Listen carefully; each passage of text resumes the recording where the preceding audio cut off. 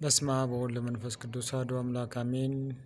እግዚአብሔር ቤተሰቦች እንደምን ዋላችሁ እንደምን አደራችሁ? አሜን። ልዑለ ባሕርይ ኢየሱስ ክርስቶስ ከእናቱ ከድንግል ማርያም ከወዳጆቹ ቅዱሳን ጋር ስሙ የተመሰገነ ይሁን።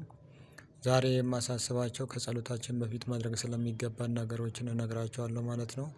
እናንተም እዝነ ልቦናችሁን ከፍታችሁ ለማዳመጥ እግዚአብሔር ልቦናችሁን ይክፈትላችሁ። ከጸሎት በኋላ ወይንም ከጸሎት በፊት የአምልኮ ስግደት እንሰግዳለን። ይሄም ማለት ለአብ ሰግዳለሁ፣ ለወልድ ሰግዳለሁ፣ ለመንፈስ ቅዱስ ሰግዳለሁ፣ ለአምላክ እናት ለእመቤቴ ለድንግል ማርያም ሰግዳለሁ፣ ጌታ ኢየሱስ ክርስቶስ ለተሰቀለበት መስቀልም ሰግዳለሁ ብለን ይህን ከሰገድን በኋላ መድኃኔዓለም ክርስቶስ ደግሞ ቃል ኪዳን የሰጣቸው ወዳጆቹ አሉ። ሰላም እልሃለሁ ቅዱስ ጊዮርጊስ ሊቀ ሰማዕታት እንላለን። ሰላም እልሃለሁ መርቆሬዎስ ሊቀ ሰማዕታት እንላለን። ሰላም ለአንተ አባቴ ተክለ ሃይማኖት እንላለን ማለት ነው። እና ሌሎች ደግሞ እናንተ የምትወዷቸውን ጻድቃን መጨመር ትችላላችሁ። እነዚህ አስተባርኮ የጸጋ የሚባሉ ናቸው። ሰላምታ የሚደርሳቸው እግዚአብሔር ፍጹም ቃል ኪዳን ስለገባላቸው እነዚህን ሰላም እንላቸዋለን ማለት ነው። እና ከዛ በኋላ ፈጣሪ ኢየሱስ ክርስቶስ ሆይ በአንተ ፊት መቆሜ ወራዳነቴን አንተ ታውቀዋለህና ሕሊናዬን ወደ ዓለም እንዳይባክን ሕሊናዬን አንተ አስገዛልኝ፣ በፊት መቆሜን እንዳስታውል አድርገን ብለን የዕለቱን ውዳሴዋን የጌታን ውዳሴ ሌሎችንም መልካ መልኮችንም ውዳሴ አምላክንም ጨምሮ የትሩፋት ጸሎቶችን መጸለይ እንጀምራለን ማለት ነው። እና ይህንን አድርጋችሁ ጸሎታችሁን መጸለይ ትችላላችሁ ማለት ነው። እና ትልቁ ነገር ልብን ለእግዚአብሔር መስጠት ያስፈልጋል። ምክንያቱም ልብን አርቆ ስጋን አቅርቦ ጸሎት የለም። ምክንያቱም እግዚአብሔር ልብንና ኩላሊት ሀሳቡን መርምሮ የሚያውቅ ስለሆነ ማለት ነው። እና ክፉ መናፍስቶች እርግጥ ልክ ጸሎት ላይ ስንቆም የቆጡን የባጡን ሊያመጡብን ይችላሉና ለዛ ነው ሕሊናዬን ወደ አንተ አስገዛልኝ ብለን ፈጣሪን የምንለምነው ለማለት ነው። እና እንደዚህ እያላችሁ ጸሎታችሁን መጸለይ ትችላላችሁ ማለት ነው። ምክንያቱም ይሄ የኔ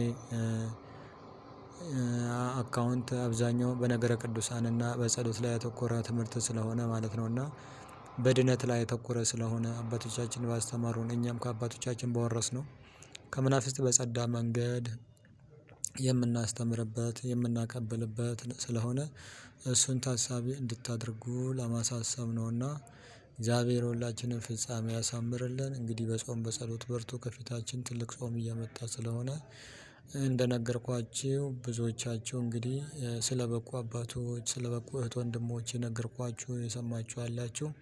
ልዩ ጸጋ የተሰጣቸው ከመላእክት ጋር የሚገናኙ ሀገርን፣ ወገንን፣ ቅርስን፣ ሰዎችን የሚጠብቁ አሉ።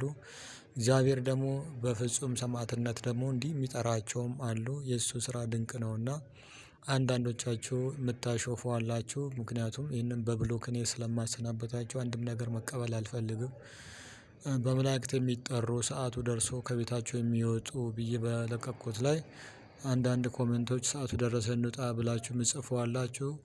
ይህንን ልክ እንዳነበብኩ ሁሉንም በብሎክ ነው የማሰናበታለሁ። ይሄ የፍርድ ጊዜ የፍርድ ሰዓት ስለሆነ ለማንም አስተያየት መስጠት አልፈልግም። እግዚአብሔር የሚቀጣበት ከፊት እየመጣ ስለሆነ ወጥቶ ከመቅረት እንዲሰውረን አንደበታችን ክፉ ከመናገር እንዲጠብቅልን መማጸን አለብን። ጌታም ብለዋል በወዳጆቹ ላይ አድረው መልካምን ቀን ለማየት ብትወድ ብትፈቅድ አንደበትን ከክፉ ከልክል ብለዋልና አንደበትን ከክፉ መከልከልን የመሰለ ነገር የለም። ሌሎች ደግሞ አንዳንድ ቦታዎችን ለመሄድ የጠየቃችሁ ነገሮች አሉ። እኔ አስቀምጬላችኋለሁ። ምንም መጠየቅ አያስፈልግም።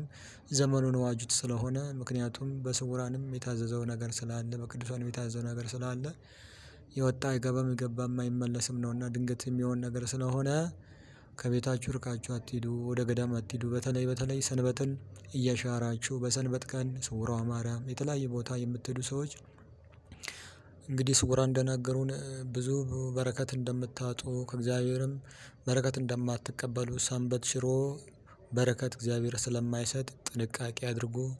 በተለይ ቅዳሴ ረግጦ ሰንበትን ሽሮ የሚሰጥ በረከት የለም። ጌታ በዕለተ ሰንበት ፈወሰባት እንጂ ጉዞ አልተጓዘባትም። በሰንበት የተፈቀዱ አሉ፣ ያልተፈቀዱ አሉ።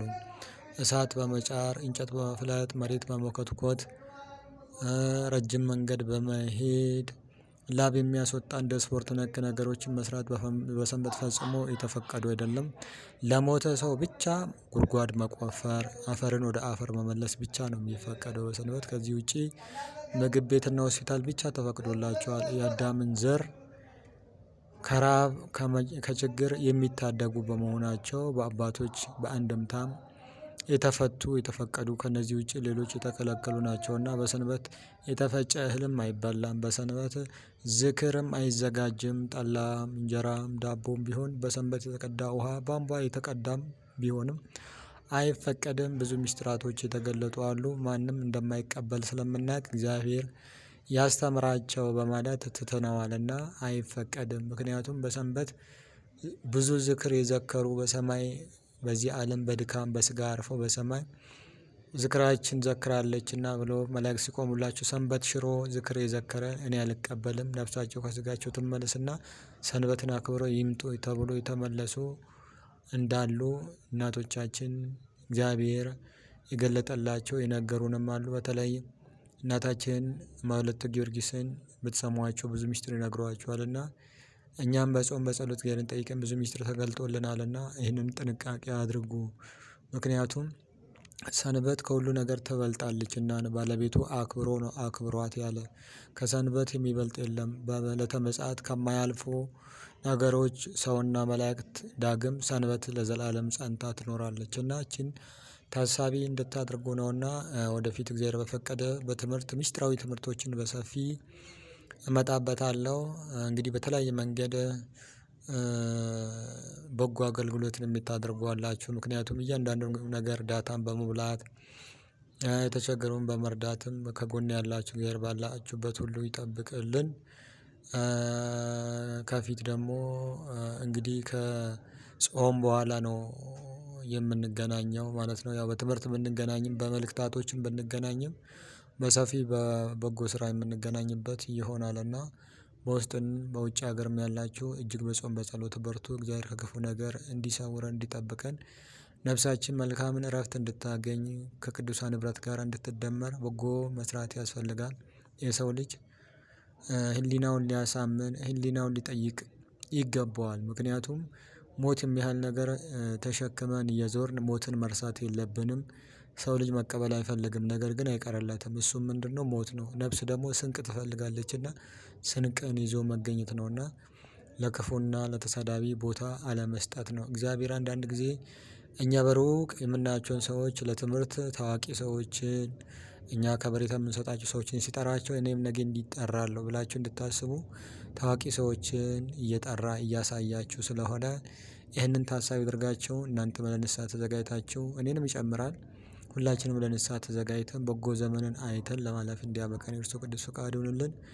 ቅድስት ተዋሕዶ ኦርቶዶክስ ሃይማኖትን አባቶቻችንን አክብረን ሰንበትን አክብረን የታዘዘውን ትእዛዙን 16ቱን ሕግ ፈጽመን በጎ ዘመንን ለማየት እግዚአብሔር በቸርነቱ ያብቃን።